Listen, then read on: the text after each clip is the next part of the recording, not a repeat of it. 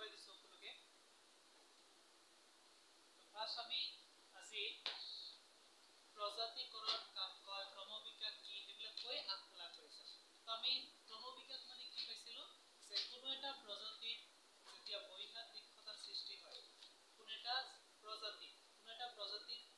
যেতিয়া বৈসাদৃশ্যতাৰ সৃষ্টি হয় সেই বৈসাদৃশ্যতাবোৰ প্ৰজাতিটো এটা প্ৰজন্মৰ পৰা আন এটা প্ৰজন্মলৈ প্ৰবাহিত হলে তাক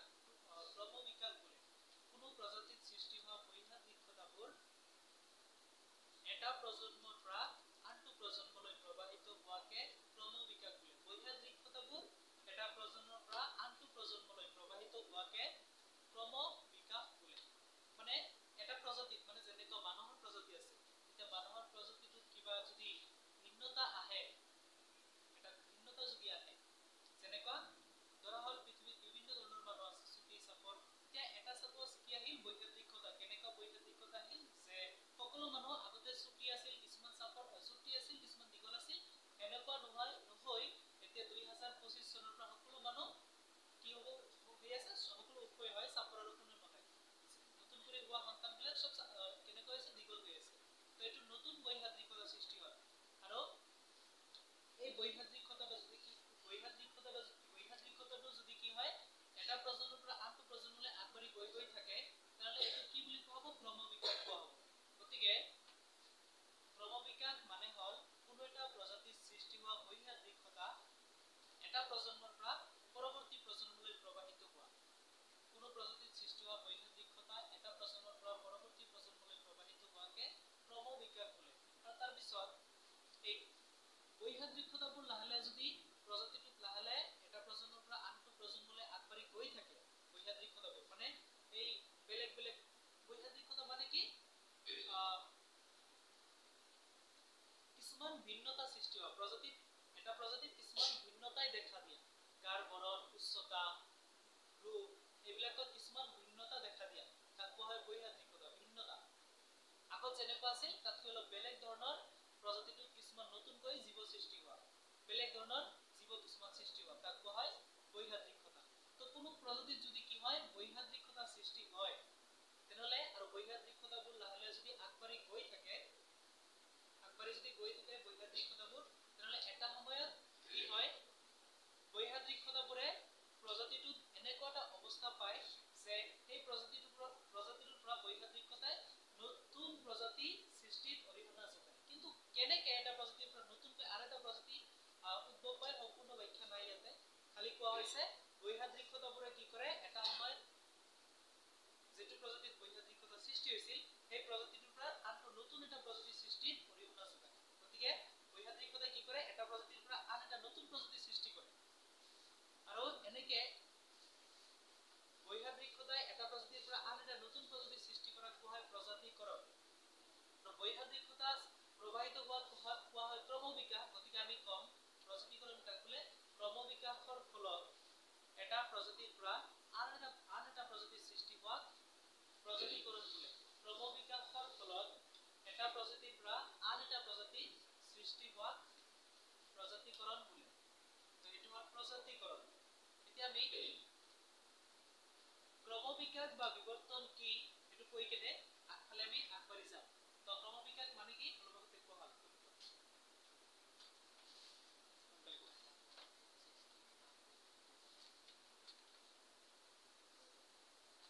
এটা প্ৰজন্মৰ পৰা জলকি কোৱা বাক্য আনে নেকি এটা প্ৰজন্মৰ পৰা পৰৱৰ্তী প্ৰজন্মলৈ প্ৰবাহিত হোৱাকে বোলে ক্ৰমবিকাশ বোলে গতিকে বৈসাদৃশ্যতা এটা প্ৰজন্মৰ পৰা আনটো প্ৰজন্মলৈ প্ৰবাহিত হোৱা ক্ৰমবিকাশ বোলে বা ক্ৰমবিকাশৰ আৰু এটা নাম হ'ল বিবৰ্তন ক্ৰমবিকাশ বা বিবৰ্তন গতিকে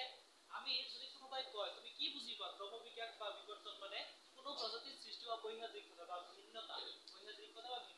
আৰু এই বৈসাদৃশ্যতা বা ভিন্নতাই কি কৰে সেই যেটো প্ৰজাতিৰ সৃষ্টি হৈছে সেই প্ৰজাতিৰ পৰা আৰু এটা নতুন প্ৰজাতিৰ সৃষ্টি কৰাত অৰিহণা যোগাব পাৰে ভৱিষ্যতত অতি সোনকালে নহয় বহুত দেৰি লাগিব বছৰ লাগিব তো এনেকে বৈসাদৃশ্যতাই নতুন প্ৰজাতিৰ সৃষ্টি কৰে আগতে থকা এটা প্ৰজাতিৰ পৰা বিজ্ঞানীসকলে ধাৰণা কৰিছে কাৰণ কোনো দেখিব নোৱাৰিব যেটো বহুত দিন লাগে এজন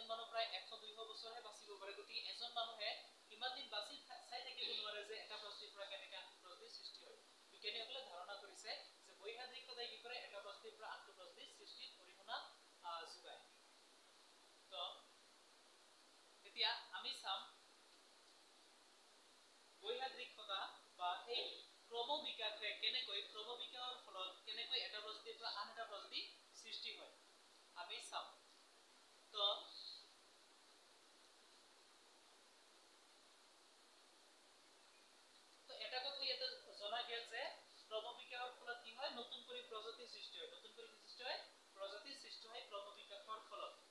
তো এতিয়া আমি কেনেকৈ জানিম যে ক্ৰমবিকাশৰ ফলত এটা প্ৰজাতিৰ পৰা নতুনকৈ আৰু এটা প্ৰজাতিৰ সৃষ্টি হয় আমি কেনেকৈ জানিম সেইটো এতিয়া চাম ক্ৰমবিকাশৰ ফলত এটা প্ৰজাতিৰ পৰা আন এটা প্ৰজাতিৰ সৃষ্টি হয় কেনেকৈ জানিম কি চাই জানিম সাপোজ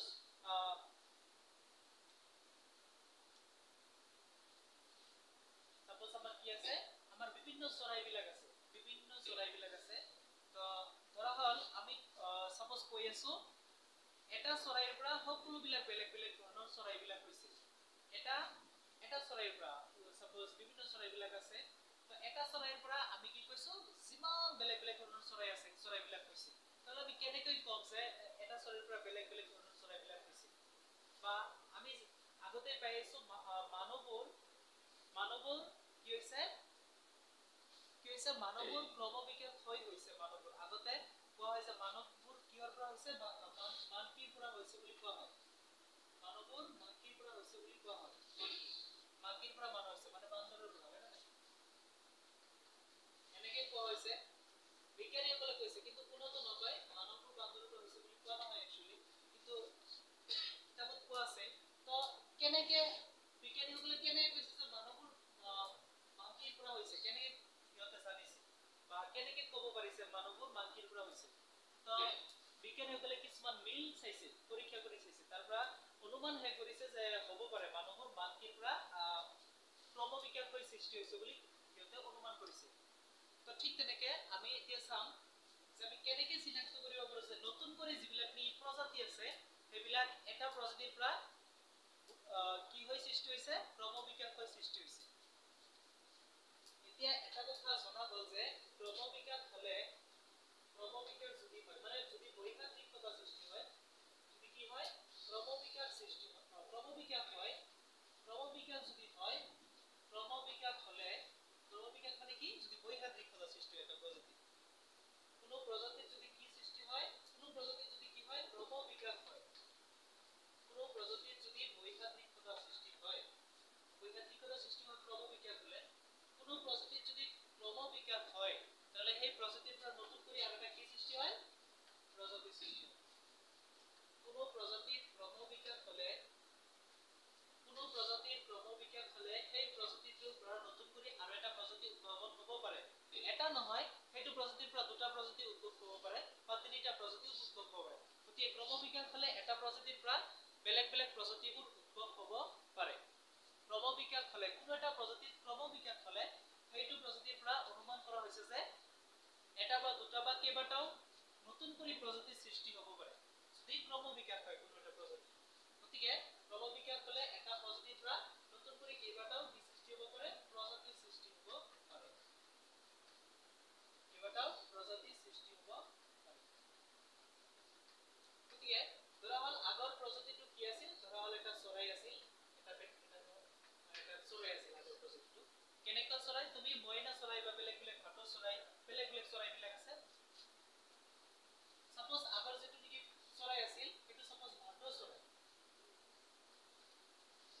চৰাই আছিল এতিয়া তাৰে পৰা যিবিলাক নতুন কৰি চৰাই আছে এইবিলাক বেলেগ বেলেগ চৰাই এইটো এক নম্বৰত বেলেগ ধৰণৰ হৈছে দুই নম্বৰত আকৌ বেলেগ ধৰণৰ হৈছে তিন নম্বৰত আকৌ যিবিলাক চৰাই আছে এইবিলাক আকৌ বেলেগ ধৰণৰ হৈছে গতিকে তিনিটা বেলেগ বেলেগ প্ৰজাতি হৈছে ভাটৌ চৰাইৰ পৰা গম পালো এটা চৰাই আছিল ভাটৌ চৰাইৰ পৰা আছিল খালি তাৰ পৰা এইবাৰ কি হৈছে বেলেগ বেলেগ ধৰণৰ চৰাই হৈছে এক নম্বৰত বেলেগ চৰাই দুই নম্বৰত বেলেগ চৰাই তিন নম্বৰতো বেলেগ চৰাই হৈছে গতিকে এটা প্ৰজাতিৰ পৰা বেলেগ বেলেগ তিনিটা প্ৰজাতিৰ সৃষ্টি হৈছে কিহৰ কাৰণে ক্ৰমবিকাশৰ ফলত গতিকে ক্ৰমবিকাশৰ ফলত কি হৈছে এটা প্ৰজাতিৰ পৰা কেইটা প্ৰজাতিৰ সৃষ্টি হৈছে এটা দুটা তিনিটা বা তাতকৈ বেছি প্ৰজাতিৰ সৃষ্টি হ'ব পাৰে গতিকে আমি এতিয়া এটা কথা বিজ্ঞানীসকলে কি অনুমান কৰিছে যদি কোনো এটা প্ৰজাতিত কি হয় ক্ৰমবিকাশ হয় তাহলে ক্ৰমবিকাশ হলে এটা প্ৰজাতিৰ পৰা এটা বা দুটা বা কেইবাটাও নতুন কৰি প্ৰজাতি উৎপত্তি হ'ব পাৰে কি হলে ক্ৰমবিকাশ হলে এটা প্ৰজাতিৰ পৰা কেইবাটাও প্ৰজাতি উৎপত্তি হ'ব পাৰে আৰু প্ৰজাতিবোৰ কিন্তু এটা লগত আনটো একে নহয় ইয়াতে যিবিলাক এইটো প্ৰজাতিৰ যিবিলাক জীৱ থাকিব বা এইটো প্ৰজাতিৰ যিবিলাক চৰাই থাকিব সেইবিলাক চৰাই এইটো দুই নম্বৰ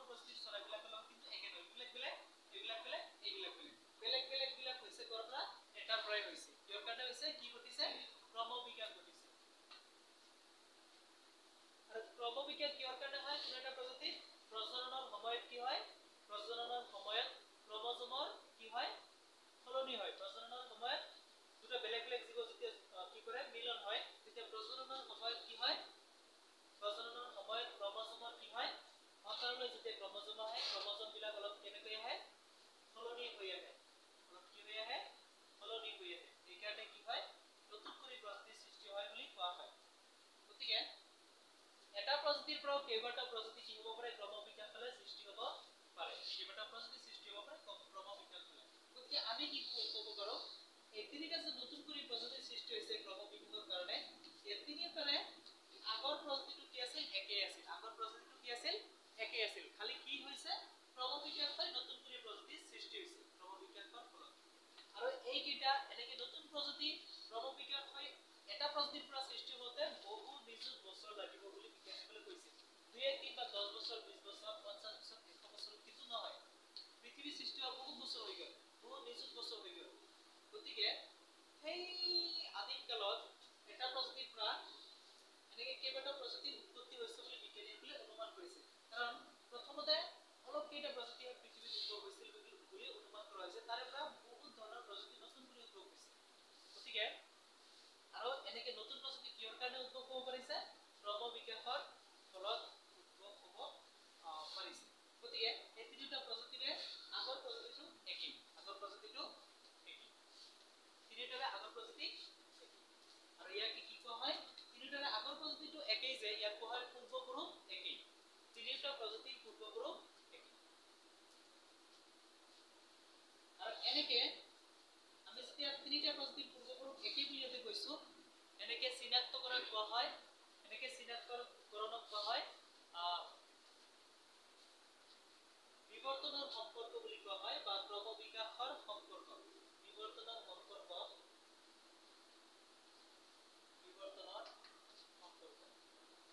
বিৱৰ্তনিক সম্পৰ্ক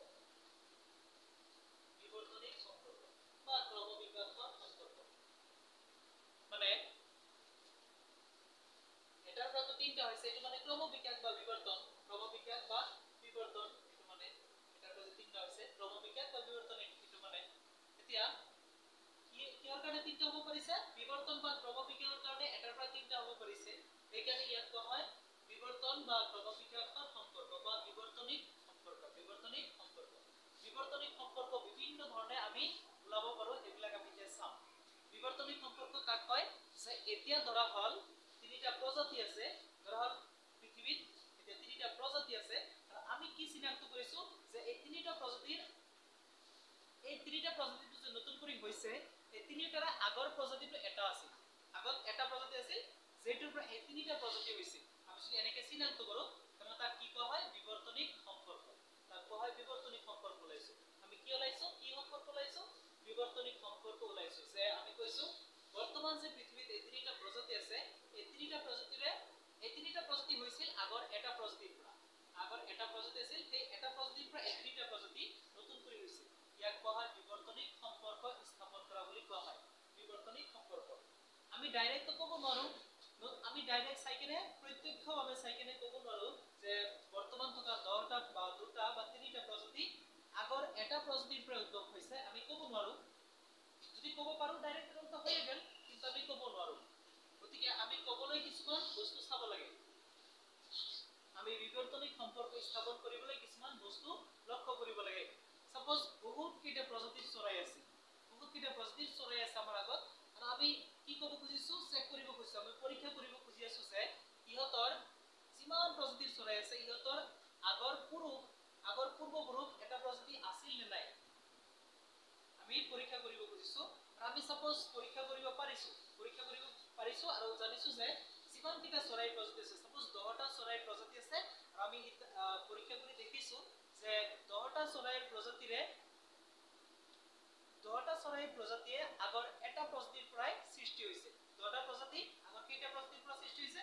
এটা প্ৰজাতিৰ পৰাই সৃষ্টি হৈছে তেনেহলে আমি কম যে 10টা প্ৰজাতিৰ পূৰ্বপুৰুষ এটা প্ৰজাতি পূৰ্বপুৰুষ একেই আৰু ইয়াকে কি কৰা বুলি কোৱা হয় বিৱৰ্তনিক সম্পৰ্ক স্থাপন কৰা বুলি কোৱা হয় সংখ্যা এটাই আছিল এটাৰ পৰা 10টা হৈছে বা 3টা হৈছে বা 4টা নতুন কৰি প্ৰজাতি হৈছে কিহৰ কাৰণে হৈছে বৈহাদ্ৰিকতা সৃষ্টি হোৱাৰ ফলত হৈছে আৰু ইয়াকে কি কোৱা হয় বিবৰ্তনিক সম্পৰ্ক স্থাপন কৰা বুলি কোৱা হয় যেতিয়া আমি কম যে 3টা বা 4টা প্ৰজাতিৰ পূৰ্বপুৰুষ এটা প্ৰজাতি 3টা বা 4টা প্ৰজাতিৰ পূৰ্বপুৰুষ এটা প্ৰজাতি বুলি চিনাক্ত কৰিম চিনাক্তকৰণ কৰিলে তাকে কি কোৱা হয় বিবৰ্তনিক সম্পৰ্ক স্থাপন কৰা বুলি কোৱা হয় আমি পোনপটীয়াভাৱে লক্ষ্য কৰি ক'ব নোৱাৰো বা স্থাপন কৰিব নোৱাৰো বিবৰ্তনিক সম্পৰ্ক স্থাপন কৰিবলৈ আমি কি চাব লাগে চাৰিত্ৰিক বৈশিষ্ট্য চাব লাগে কেইবাটাও প্ৰজাতিৰ জীৱৰ মাজত চাৰিত্ৰিক বৈশিষ্ট্য চাইহে আমি যদি চাৰিত্ৰিক বৈশিষ্ট্যবিলাক একে দেখা পাওঁ তেতিয়াহ'লে কওঁ যে এই সকলোবিলাক প্ৰজাতিৰ পূৰ্বপুৰুষ এটা প্ৰজাতি আছিল আমি চাৰিত্ৰিক বৈশিষ্ট্য চাই বিবৰ্তনিক সম্পৰ্ক স্থাপন কৰোঁ তেনেহ'লে বিবৰ্তনিক সম্পৰ্ক মানে কি বিবৰ্তনিক সম্পৰ্ক মানে হ'ল কেইবাটাও প্ৰজাতিৰ পূৰ্বপুৰুষ এটা প্ৰজাতি বুলি চিনাক্ত কৰা বিবৰ্তনিক সম্পৰ্ক মানে কি কেইবাটাও প্ৰজাতিৰ পূৰ্বপুৰুষ এটা প্ৰজাতি বুলি চিনাক্ত কৰা কি কোৱা হয় বিবৰ্তনিক সম্পৰ্ক গতিকে বিবৰ্তনিক সম্পৰ্ক আমি কি চাই স্থাপন কৰিব পাৰো কেইবাটাও প্ৰজাতিৰ পূৰ্বপুৰুষ এটা প্ৰজাতি বুলি কেনেকৈ চিনাক্ত কৰিব পাৰো কেইবাটাও প্ৰজাতিৰ আমি চাৰিত্ৰিক বৈশিষ্ট্য চাব লাগে কেইবাটাও প্ৰজাতিৰ আমি চাৰিত্ৰিক বৈশিষ্ট্য চাই তাৰ পিছতহে ক'ব পাৰো কেইবাটাও প্ৰজাতিৰ পূৰ্বপুৰুষ এটা প্ৰজাতি মানে কি স্থাপন কৰিব পাৰো বিবৰ্তনিক সম্পৰ্ক গতিকে আমি চাৰিত্ৰিক বৈশিষ্ট্য চাব লাগে কেইবাটাও প্ৰজাতি আৰু চাৰিত্ৰিক বৈশিষ্ট্য যদি একে হয় তেতিয়াহ'লে কি হ'ব সিহঁতৰ পূৰ্বপুৰুষ একেই হ'ব এটা প্ৰজাতি চাৰিত্ৰিক বৈশিষ্ট্য চাব লাগে বিবৰ্তনিক সম্পৰ্ক স্থাপন কৰিবলৈ কেইবাটাও প্ৰজাতিৰ মাজত বিবৰ্তনিক সম্পৰ্ক স্থাপন কৰিবলৈ আমি চাব লাগে চাৰিত্ৰিক বৈশিষ্ট্য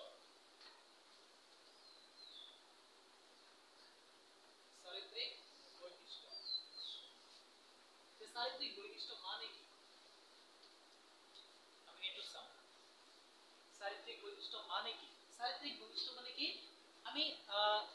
সাপোজ আমাৰ আগত বেলেগ বেলেগ চাৰিটা প্ৰজাতিৰ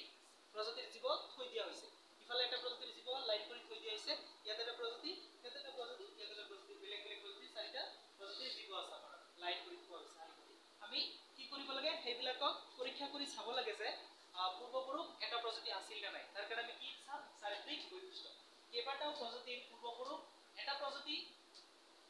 বুলি পৰীক্ষা কৰাকে কি কোৱা হয় বিবৰ্তনিক সম্পৰ্ক স্থাপন কৰা বুলি কোৱা হয় তাৰ কাৰণে আমি চাব লাগিব কেইবাটাও প্ৰজাতিৰ চাৰিত্ৰিক বৈশিষ্ট্য মানে বাহ্যিক অৱয়ব মানে দেখাত কেনে দেখা যায় যিবিলাক একেই নেকি বেলেগ বেলেগ বাহ্যিক অৱয়ব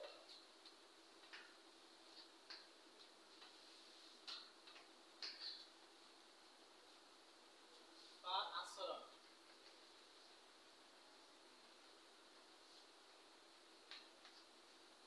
বাহ্যিক অৱয়ব বা আচৰণ চাৰিত্ৰিক বৈশিষ্ট্য মানে হ'ব পাৰে দৈহিক গঠন আমি চাম বেলেগ বেলেগ প্ৰজাতিৰ জীৱবিলাক দেখাত একে গঠনৰ নেকি দেহবিলাক বডি দৈহিক গঠন বা কাৰ্যাৱলী দৈহিক গঠন বা কাৰ্যাৱলী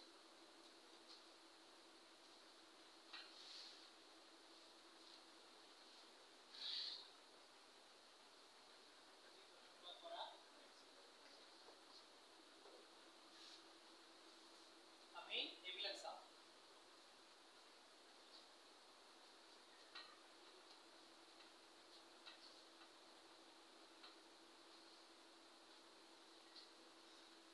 চাৰিত্ৰিক বৈশিষ্ট্য কিহৰ কাৰণে লাগে বিবৰ্তনিক সম্পৰ্কৰ কাৰণে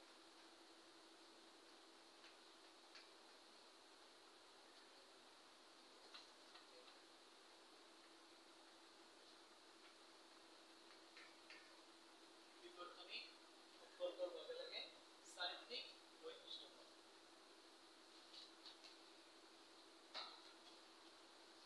গতিকে আমাৰ চাৰিত্ৰিক বৈশিষ্ট্য কিহৰ কাৰণে লাগে বিবৰ্তনিক সম্পৰ্ক স্থাপন কৰিবলৈ কেইবাটাও প্ৰজাতিৰ পূৰ্বপুৰুষ এটা প্ৰজাতি আছিল বুলি আমি সম্পৰ্কটো স্থাপন কৰিবলৈ আমাৰ চাৰিত্ৰিক বৈশিষ্ট্য চাব লাগে সেইকাৰণে আমি চাৰিত্ৰিক বৈশিষ্ট্য লিখিছোঁ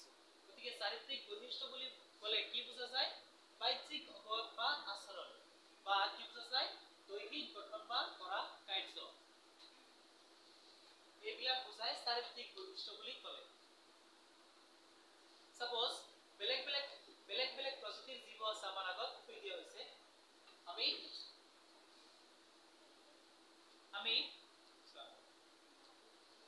আমি কি কৰিম, সেই জীৱবোৰৰ মাজত বিৱৰ্তনিক সম্পৰ্ক স্থাপন কৰিম। তেনেহলে চাম আমি যিবিলাক নেকি বেলেগ প্ৰজাতিৰ জীৱ থৈ দিয়া আছে সেইবিলাক দেখাত একে দেখা যায় না নাই আমি চাম। দেখাত কি বাহ্যিক অবয়ব, বাহ্যিক মানে বাহিৰৰ পৰা দেখাত একে দেখা যায় না নাই আমি চাম। জীৱবোৰ দেখাত একে দেখা যায় না নাই বাহিৰৰ পৰা। আৰু সিহঁতে কেনেকুৱা কৰে, আচৰণ কেনেকুৱা কৰে ইফালে এটা বেলেগ প্ৰজাতিৰ জীৱ, ইফালে এটা বেলেগ প্ৰজাতিৰ জীৱ। এই জীৱবোৰে কেনেকৈ কৰে আৰু সেই জীৱবোৰে কেনেকৈ কৰে আমি লক্ষ্য কৰিম। দেখিম যে এই দুটা প্ৰজাতিৰ জীৱই দেখাত একে ধৰণৰ আচৰণ দেখুৱায় নেকি, একে ব্যৱহাৰ দেখুৱায় নেকি আমি চাম। বা সিহঁতক দেখাত একে দেখা যায় নেকি আমি চাম। দেখাত একে দেখা যায় নেকি চাম, আৰু আমি কি চাম সিহঁতৰ আচৰণ কেনেকুৱা সেইটো চাম। যদি দেখা পাওঁ আচৰণ একে আৰু দেখাত একে দেখা যায়, তাহলে আমি ক'ব পাৰো যে সেই বেলেগ দুটা প্ৰজাতিৰ জীৱৰ পূৰ্বপুৰুষ কি আছিল, এটা প্ৰজাতিয়েই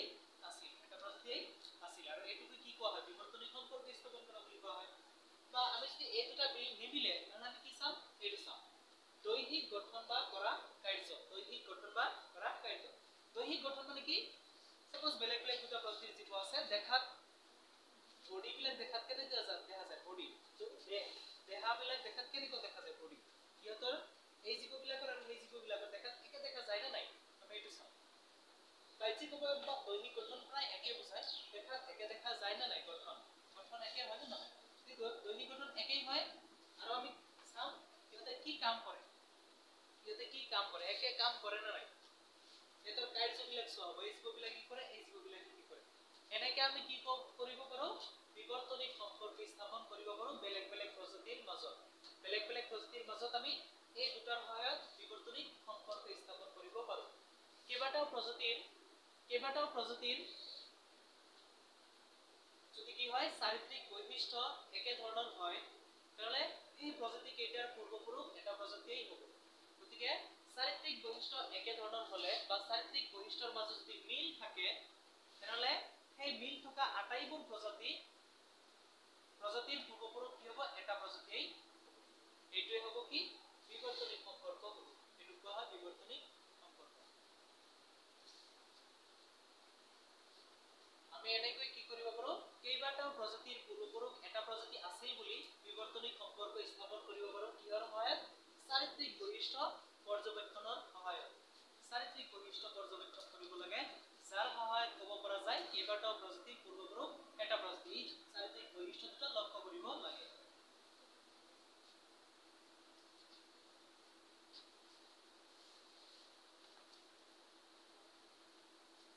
এতিয়া আমি দুটা নতুন শব্দ সমহংস্থ আৰু সমবৃত্তিক অংগ,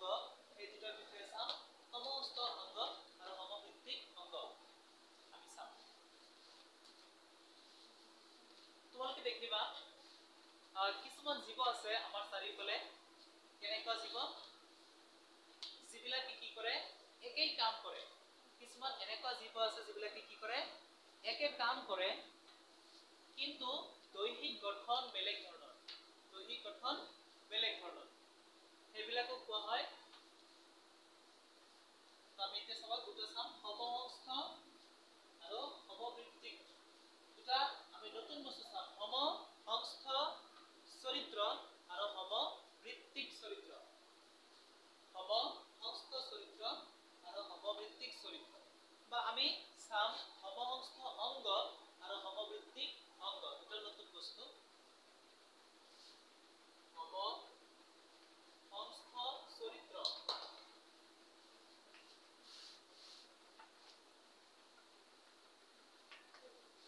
বা সমহংস্থ অংগ।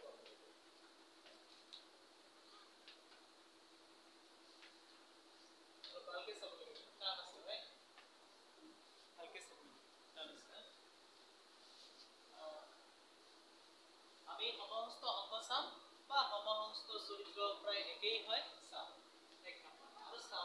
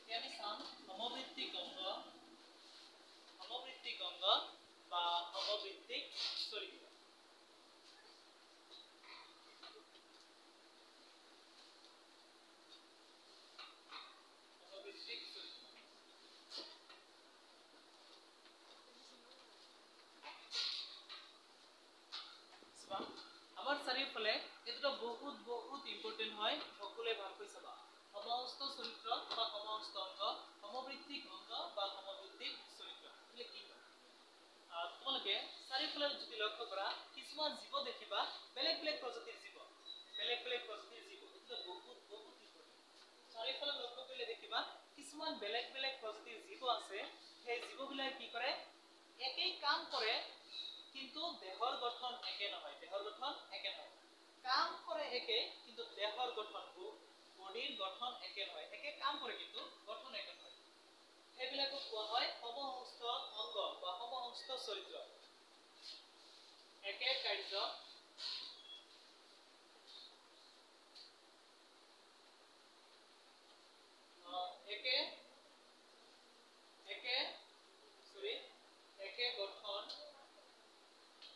একে গঠন কিন্তু কাৰ্য বেলেগ বেলেগ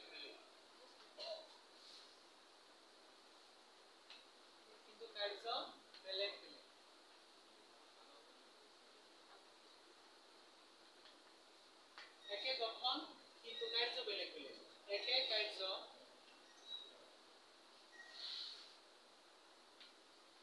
কিন্তু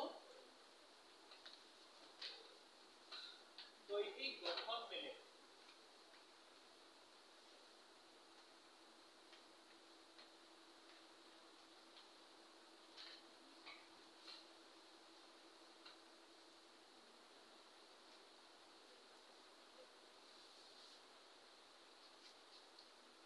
একে কাম কৰিলে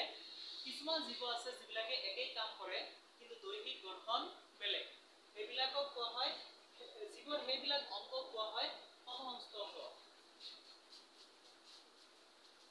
যিবোৰ অংগই একে কাৰ্য কৰে যিবোৰ অংগই কি কৰে একে কাৰ্য কৰে লিখিলে এনেকে লিখিব লাগিব যিবোৰ অংগই একে কাৰ্য কৰে কিন্তু দৈহিক গঠন বেলেগ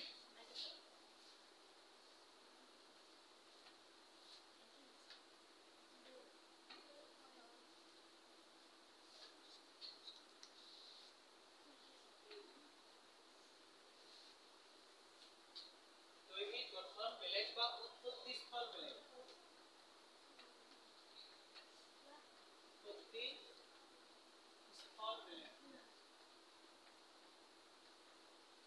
উৎপত্তি স্থল বেলেগ আৰু যিবোৰ অংগৰ গঠন একে কিন্তু বেলেগ বেলেগ কাৰ্য কৰে গতিকে সমস্ত অংগ কাক বোলে যিবোৰ অংগৰ গঠন একে কিন্তু বেলেগ বেলেগ কাৰ্য কৰে তাক সমহস্ত অংগ বোলে নিজে ধুনীয়াকৈ লিখিব পৰা যাব আৰু একে গঠন কিন্তু বেলেগ বেলেগ কাৰ্য কৰা অংগবোৰক সমহস্ত অংগ একে কাৰ্য কিন্তু দৈহিক গঠন বেলেগ বেলেগ হোৱা অংগবোৰক সমবৃত্তিক অংগ যেনেকুৱা তোমালোকে চাবা চৰাই যেনেকুৱা বাদুলি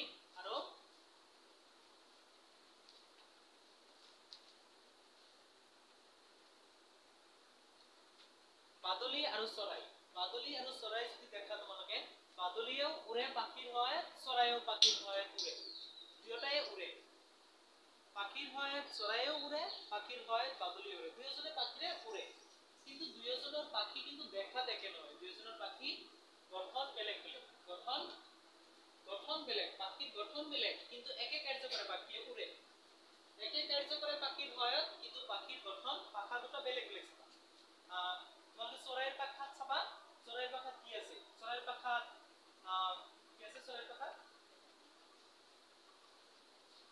নোম আছে না নাই চৰাইৰ পাখাত নোম আছে বহুত নোম আছে কিন্তু বাদুলিৰ পাখাত চাবা নোম নাই কি আছে বাদুলিৰ যিবিলাক পাখা সেই বাদুলিৰ পাখাত চাবা তোমালোকে আঙুলিৰ নিচিনা আছে আঙুলিয়া